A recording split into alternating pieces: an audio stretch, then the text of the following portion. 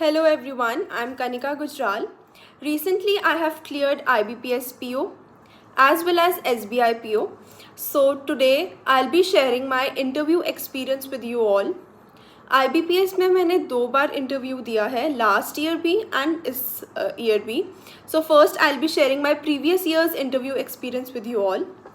I scored 85 marks and most of you feel कि 85 या 80 above marks लाना बहुत ही अनरियलिस्टिक है और इम्पॉसिबल है और ऐसे मार्क्स बिल्कुल नहीं मिलते. But I can bet on this कि ये मार्क्स लाना कोई बहुत ज़्यादा डिफ़िकल्ट नहीं है if you follow few steps and if you prepare yourself in that direction. So मैं आज अपना एक्सपीरियंस भी शेयर करूँगी, कुछ टिप्स भी शेयर करूँगी आपके साथ. सो फर्स्ट ऑफ ऑल मेरा इंटरव्यू था सेक्टर 17 चंडीगढ़ PNB में. So firstly if I talk about the dressing, so dressing is very important. But dressing को इतना ज़्यादा इम्पोर्टेंस मत देना कि आप पूरा टाइम बस ड्रेसिंग के बारे में ही सोच रहे हैं. सो मैंने भी बहुत ज़्यादा टेंशन ली थी, बट स्लोली आई रियलाइज कि dressing is not very important और not the most important point. It plays an important role. So you have to look decent, you have to look professional, you have to look formal and most importantly you have to be comfortable. अगर आप कुछ ऐसा पहन लोगे जिसमें आप comfortable ही नहीं हो या आपने कभी पहना ही नहीं है अपनी लाइफ में और सिर्फ इंटरव्यू वाले दिन आप वो पहन के चले जाओगे, सो 90% तो आप कॉन्शियस रहोगे या फिर अनकंफर्टेबल फील करोगे और पैनल मेम्बर्स को ये 2 मिनट में पता चल जाएगा. So don't make this mistake. For girls I will suggest कि आप 2 में से चूज़ कर सकते हो. Either go for traditional kurti, suit और एनीथिंग लाइक दैट. मैंने हमेशा कुर्ती पहनी है अपने हर इंटरव्यू में because I am very comfortable in that. दूसरा, you can also go for suit. Boys can go for shirt, pant and a tie. Tie is not compulsory. You may or may not put it. So interview मेरा experience बहुत अच्छा था, बहुत smooth था. And first of all मैं ये clear कर दूं कि जो पैनल मेंबर्स हैं वो बहुत ज़्यादा कोऑपरेटिव होते हैं एंड वो आपको बहुत ज़्यादा कंफर्टेबल फील करवाएंगे, कभी भी आपको डाउन नहीं फील कराएंगे unless you try to become over smart. So बहुत सारे ऐसे बच्चे होते हैं जो वहाँ जाके बहुत ज़्यादा ओवर स्मार्टनेस दिखाते हैं एंड फिर पैनल मेंबर्स उनकी बहुत ज़्यादा अच्छे से खिंचाई करते हैं एंड देन फिर वो बोलते हैं कि पैनल मेंबर्स तो बहुत ज़्यादा ही स्ट्रिक्ट हैं और दे आर डीमोटिवेटिंग. बट ऐसा कुछ नहीं होता, वो अच्छे स्टूडेंट्स के साथ हमेशा ही अच्छे रहते हैं. So as I am from commerce background, I am a BCom graduate, तो मेरा इंटरव्यू काफ़ी ज़्यादा BCom रिलेटेड क्वेश्चंस पे ही रिवॉल्व कर रहा था. तो जैसे ही मैंने एंटर किया, मैंने सबको पहले विश किया, मैम को विश किया, देन सारे बाकी पैनल मेंबर्स को विश किया एंड फिर उन्होंने मुझे बैठने के लिए बोला. Then I sat down and फिर उन्होंने मुझसे पूछा दैट एक्चुअली एक और मेन बात बताती हूँ कि I am comfortable in English and मैंने अपना पूरा इंटरव्यू का जो भी इंट्रोडक्शन था या जो भी मैंने प्रैक्टिस की थी वो मैंने इंग्लिश में ही करी थी. बट ये एक और इम्पॉर्टेंट पॉइंट मैं बताना चाहूँगी कि जो मोस्टली सबकी बहुत ज़्यादा स्टूडेंट्स की ये एक क्वेरी होती है या फिर दे आर रिलक्टेंट कि हमें इंग्लिश में कंफर्टेबल नहीं है तो हमें इंटरव्यू में जाके कैसे हम फेस करेंगे इंटरव्यू को, या फिर हमारा नेगेटिव पॉइंट तो नहीं हो जाएगा. ये बिल्कुल भी ऐसा नहीं होगा. वहाँ पर वो खुद ही आपको कंफर्टेबल फील कराएंगे एंड शायद अगर आप इंग्लिश में कंफर्टेबल होगे वो खुद हिंदी में पूछेंगे आपसे questions because language is not a barrier. आपकी वो नॉलेज भी टेस्ट कर चुके हैं, वो सिर्फ आपकी पर्सनालिटी देखना चाहते हैं एंड आपके कुछ थोड़े बहुत थॉट्स देखना चाहते हैं, कुछ क्वेश्चंस पूछ के ये देखना चाहते हैं कि जो आपने नॉलेज अपनी शोकेस करी है मेंस में क्या एक्चुअली आपने एक्वायर करी है, या फिर कुछ ऐसे बेसिक से क्वेश्चंस पूछेंगे जो आपको पता होने चाहिए. तो उन्होंने मुझसे हिंदी में सारी मेरी इंटरव्यू हुई थी एंड उन्होंने मुझसे पूछा कि उन्होंने कहा कि अपने बारे में बताइए.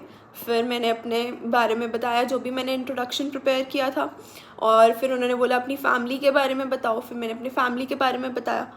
तो फिर उन्होंने कहा कि आप जैसे BCom के ग्रेजुएट हो तो आपने तो बहुत सारा, आपको तो बैलेंस शीट के बारे में पता ही होगा. तो बैलेंस शीट तो बीकॉम वालों के लिए फेवरेट क्वेश्चन है उनका। तो फिर उन्होंने बैलेंस शीट के ऊपर मुझसे क्वेश्चंस पूछने स्टार्ट कर दिए कि बैलेंस शीट में मेजर हेड्स कौन से होते हैं, एसेट्स लाइबिलिटीज़ के मेजर हेड्स कौन से होते हैं, फिक्स्ड एसेट्स, मैंने बोला फिक्स्ड एसेट्स है, करंट एसेट्स है। तो फिर उन्होंने उसमें से भी आगे पूछा कि फिक्स्ड में क्या क्या आता है, करंट में क्या क्या आता है, तो वो मैंने बता दिया था। फिर उसके बाद उन्होंने मुझसे पूछा कि बैलेंस शीट बनाते हैं हम, तो फर्स्ट हम क्या बनाते हैं, सबसे पहले जो हम बुक्स ऑफ अकाउंट्स को स्टार्ट करते हैं तो वो हम जर्नल बनाते हैं, फिर लेजर बनाते हैं, फिर ट्रायल बैलेंस बनाते हैं, फिर ट्रेडिंग अकाउंट, फिर प्रॉफिट एंड लॉस एंड फिर बैलेंस शीट। तो मैंने सारा एक्सप्लेन कर दिया था। फिर उसके बाद उन्होंने मुझसे पूछा difference between bills of exchange and promissory note, वो भी मैंने एक्सप्लेन कर दिया।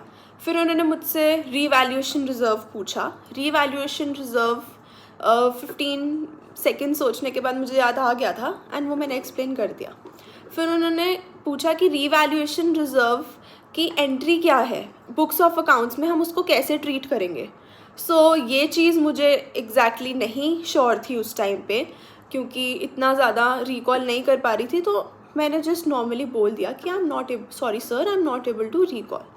कोई बात नहीं। उन्होंने नेक्स्ट क्वेश्चन पूछा मुझसे कि चेक्स के रिगार्डिंग पूछा कि मटेरियल ऑल्टरेशन क्या होता है।